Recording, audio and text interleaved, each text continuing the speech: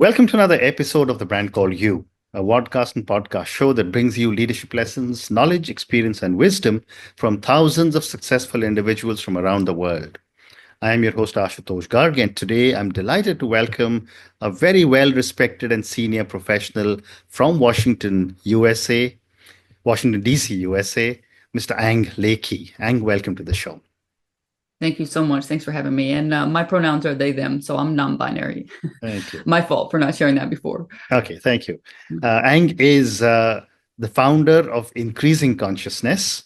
He's a life and leadership coach, also a transformative leadership coach and advocate for equity and inclusion, specializing in the integration of consciousness and reflexivity into leadership practices. So let me start by asking you my first question. Tell me a little bit about your own journey and what was your inspiration to focus on integrating consciousness and reflexivity into leadership coaching? Yeah, of course. So I think my journey starts like most people. I had a full-time job. I was doing crisis work in the violence prevention field, and I felt like I wasn't doing enough, and I needed to do more to help people feel safer in their environments and to not have to go through the experience Mm-hmm. of either sexual or domestic violence. And so, as part of that journey, I decided to start doing more violence prevention work. So I started training and educating on what is violence prevention, what does that look like, and how do leaders specifically prevent violence in their organizations.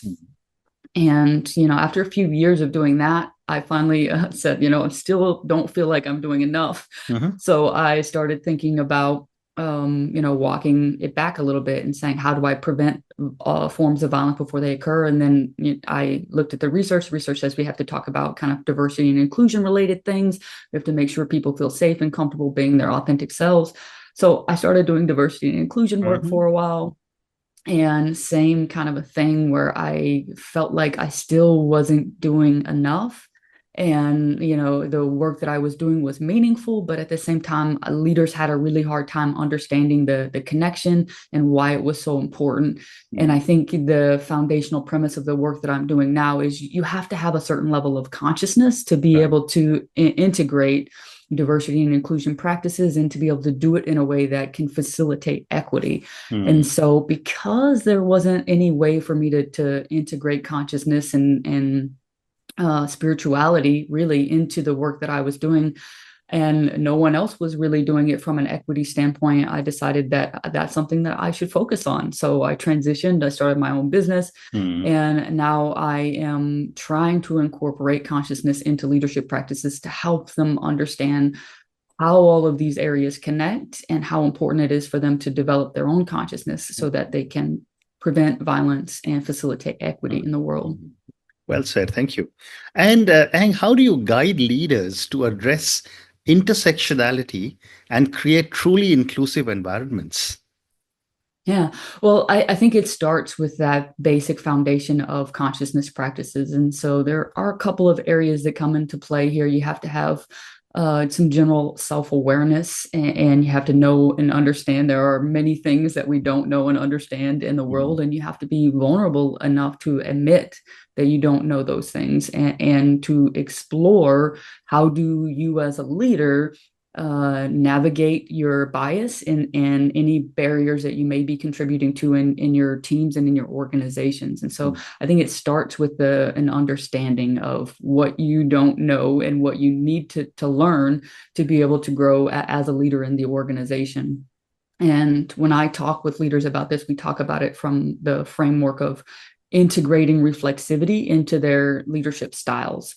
And so when I say reflexivity, I mean a cycle of not only being more self aware, and so doing the work that you need to do to become more self aware, Mm. but also doing self evaluations and making self adjustments and kind of continuing this cycle. So once you make those adjustments, then go back to your self awareness, and are you integrating those in the ways that you need to be integrating them? And what is the impact that that's having on the people in Mm. your teams? And are you doing it in a way that's meaningful and those kinds of things? So the cycle of reflexivity is that self-awareness, that self-evaluation, and then self-adjustment to make sure that they're living in congruence with the things that they're saying are important to them. Well said. And why, in your view, is intentionality so important in leadership? And how can leaders align their actions with personal and organizational values? Yeah. So I love talking about intentionality when I talk with leaders, because this is often an area where a lot of leaders fail. And so a lot of leaders know how important it is to do diversity and inclusion work. And even if they do know how to do the work and they understand how important it is, they don't always understand that it takes intention every day. And so people are looking to us as leaders to kind of set the norms, to set the pace, and also for direction in where are we as a team going, where are we as an organization going. And if we as leaders are not being intentional in our actions and in our behaviors, then people will see that. And so if as a leader, I say that having a certain number of female identified individuals or non-binary individuals or a certain racial or ethnicity is important for our team.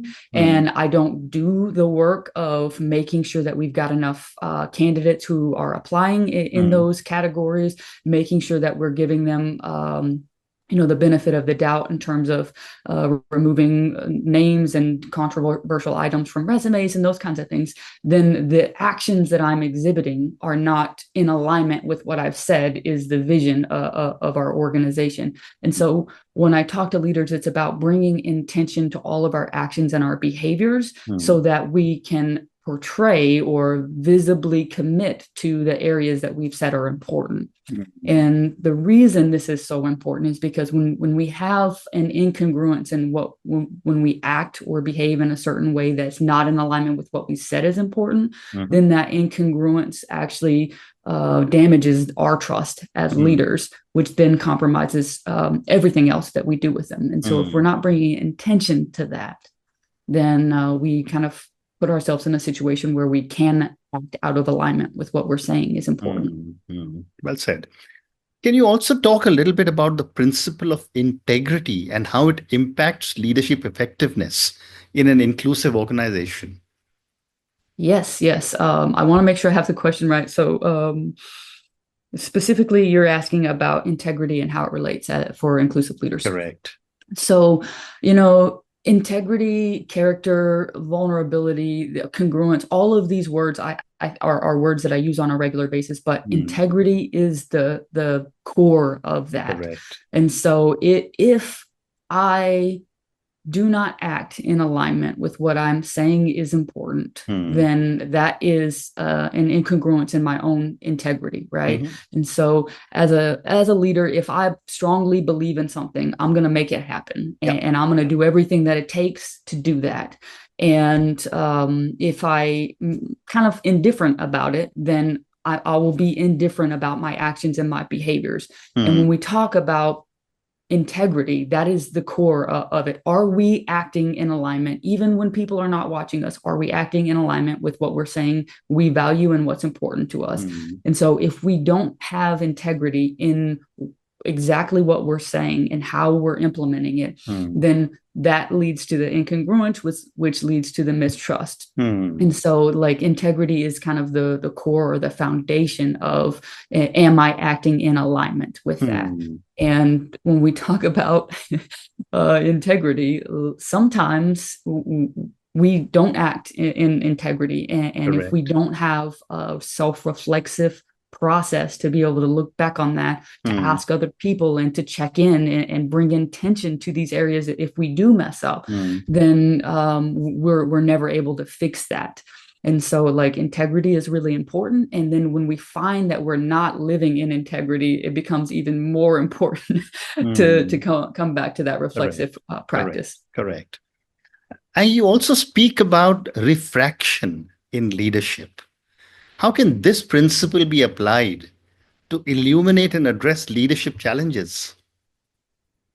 Yeah. Oh, good question. And so let me start by just saying what do I mean when I talk about refraction. So for me, my goal is to increase as much global consciousness as I can, and leaders are kind of the way that I'm doing that because they have such a profound influence on the people around them. Right. And so when I talk about refraction, it's about, I can work with leaders who can work with their leadership teams to help kind of raise their knowledge, their education, their bias awareness, and those kinds of things. And in doing that, those leaders are teaching the skills and modeling the skills that we want to see in the rest of the world. And so that in essence is the refraction that we're talking about. And so as leaders, as one person, they can model the behaviors, they can implement the behaviors, and they can teach others. And in that will kind of expand the values that we're going for. And so what's the second part of the question? I'm sorry. I said you speak about the refraction in leadership. How can this principle be applied to illuminate and address leadership challenges?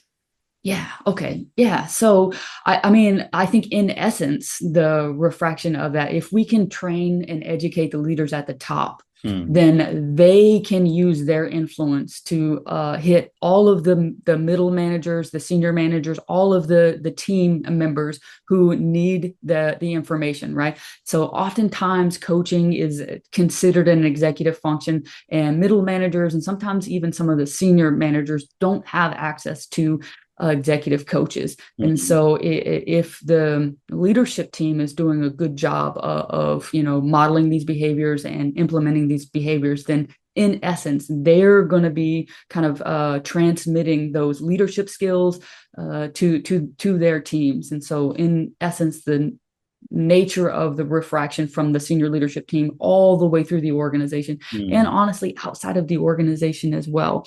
And so when you have other CEOs or other executives who are looking to specific companies and organizations and how they're doing things, they're modeling what we want to see all across the world. And so I think the way that happens is through using them as an example to show that visible commitment and what it looks like and how it's done. Well said. My next question, Aang, is what are some common societal norms and expectations that limit leadership growth, and how can these challenges be addressed? Yeah. Oh, societal norms. Well, I think there's all kinds of societal norms that come into play, especially in the United States and especially in higher levels of organizations. And I think, probably the most basic premise is that in order to be a successful business leader in the US, you have to be a white male, a white heterosexual male, or even take it a little bit farther. And, of course, I think the majority of Americans do not believe that is the case. Right. But especially when you make it to the senior ranks of some of these organizations and you look at the dynamics and you look at the characteristics, it seems that is a true statement. And so I think as leaders, we have to acknowledge that one, that bias exists, and two, that bias is continuously being perpetuated every single day, that we don't hire diverse and influential candidates into those positions. And so I think, probably the most basic level is lack of representation and how specific norms and biases in the United States perpetuate those norms. Great response. Thank you. My next question is, when I was reading about you and preparing for my conversation, I was fascinated by this term appropriate accountability that you use. And my question is, what does appropriate accountability look like when striving for equity and inclusion in leadership? Yeah. So, I love this because I talk with people all the time in all of the areas that I work with in violence prevention, diversity, and inclusion. And so often where leaders struggle is they want to set that hard line because they want to be perceived as the person who's doing everything that they can do. And sometimes, especially in diversity and inclusion, it's like, well, you said something that might have been considered sexist or homophobic or racist or whatever it was, and I'm going to fire you, and that's the end of it. you Mm-hmm. know, and, you know, on one level, yes, that is, you know, you are saying that this is an important dynamic that we need to Mm-hmm. have in our organization. But what happens is that person may leave that organization and not learn anything from that experience. Mm-hmm. And so, you know, when I talk about appropriate accountability, it is, you know, what is the level of harm that has occurred? Right. And is there a teachable moment in Mm-hmm. this?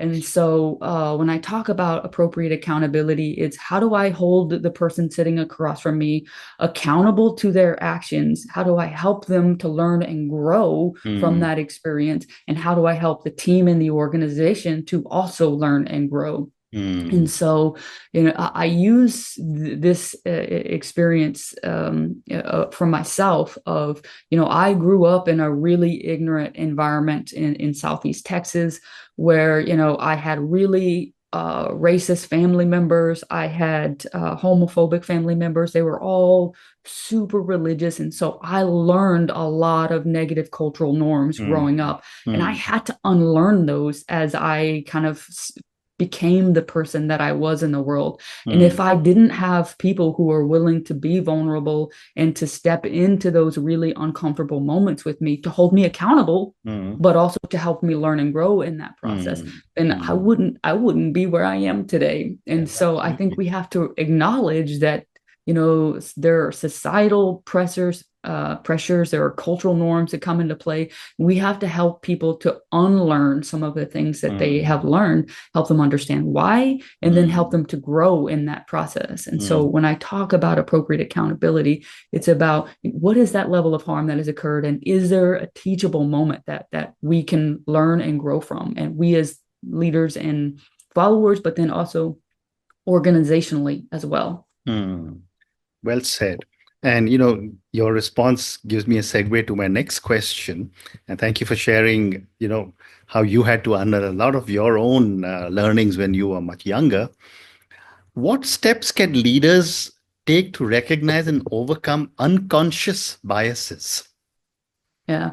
I think this one comes back to what I talked a little bit about earlier, Absolutely. which is like we have to have a cycle of reflexivity in our daily lives. Mm, So we have to be continuously looking at what are my areas of weakness, and how do I get feedback and information from other people about mm, how I'm leading and what that looks like, what my own biases are that maybe I can't see for myself. So even mm, if I have the best self-reflection, journaling routines, even mm, if I have mentors and coaches that I'm working with, there's still only so much information that we can get from that process. And we have to ask for feedback. We have to be willing to step into moments of, I can see that I maybe visually made someone uncomfortable. What is this about? Can we explore this, and can we learn and grow from this? And so you have to have that cycle of reflexivity. So you're learning what are your biases.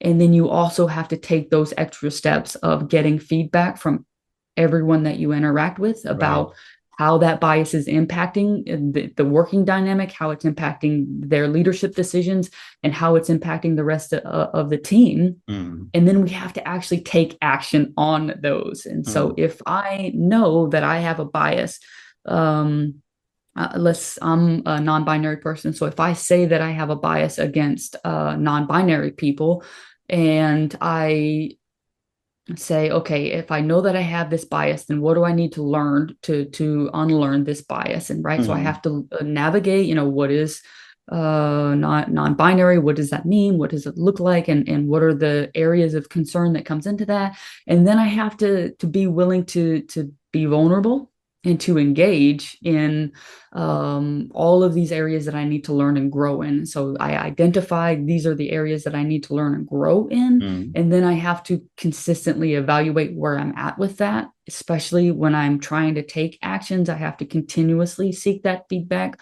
mm. and I have to continually work towards the areas that I need to learn and Yeah. grow in. Yeah. And that all starts with I have to know what my unconscious Absolutely. biases are. Absolutely. Absolutely. Well said. And Ang, what role does vulnerability play in transformative leadership, and how can leaders embrace vulnerability? Yeah. I think vulnerability and courage kind of go hand in hand for me on this. And so I think a lot of leaders are hesitant to be vulnerable because they're afraid of the outcome of what does it mean if I try to do this and I fail?